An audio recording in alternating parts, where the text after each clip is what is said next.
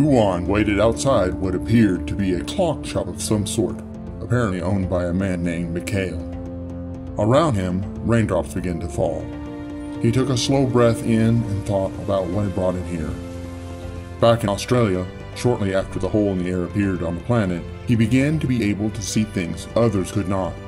Soon, these visions showed him people that he needed to find, so he left his home in search of them.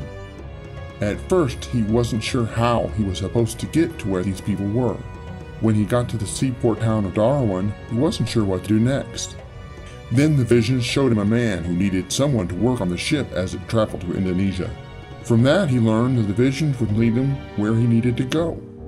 In the next port, the visions helped him find someone who was traveling to India and needed someone to help as a guide.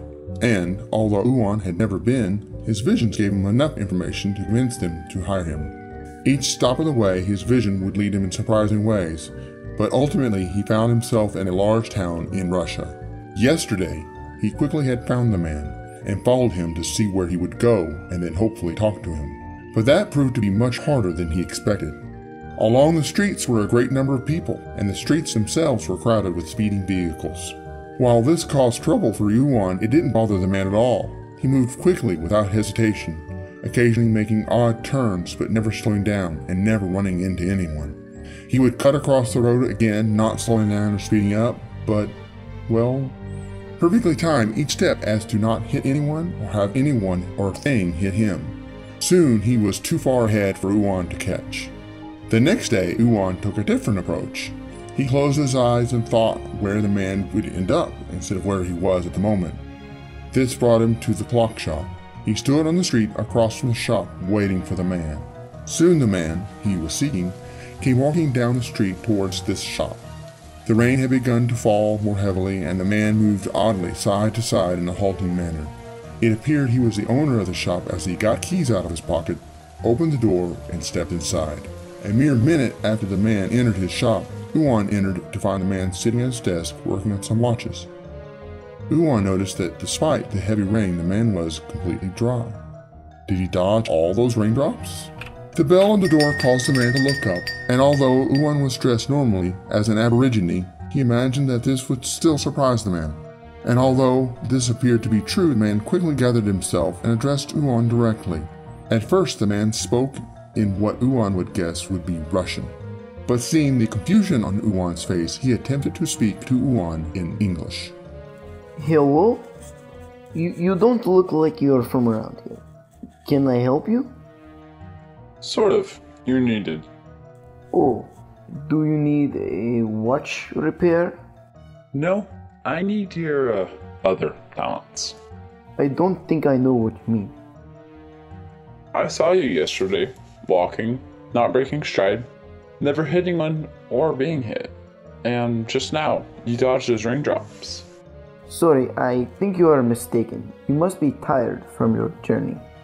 You have experienced some changes recently? Since the event in America, you found you can do things that you could not do before, correct? I can too. I, see things, places, objects, over distances. I also see things that are coming. I see that people like you and me are needed to stop it. Uwan went on to explain what had happened to him, and the visions and the danger that was coming, but although the man listened intently, he did not seem moved. I am so sorry, comrade. I do not think I can help you. Uwan thought for a moment, and like many times before, the visions came. Was that the answer? Okay. I'll come back tomorrow. Please think about it. But if you decide to go, please bring the device you are working on in your basement. It will be needed. The man opened his mouth in surprise. Uwan smiled.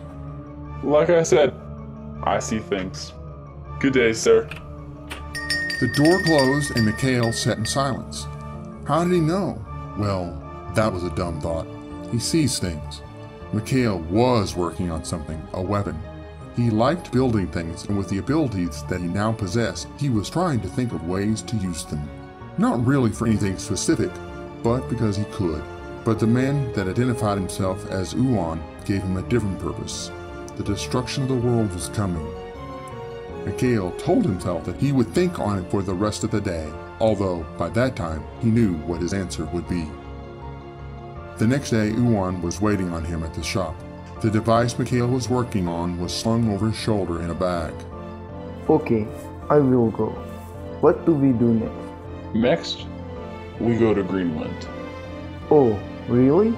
What's that? Speed.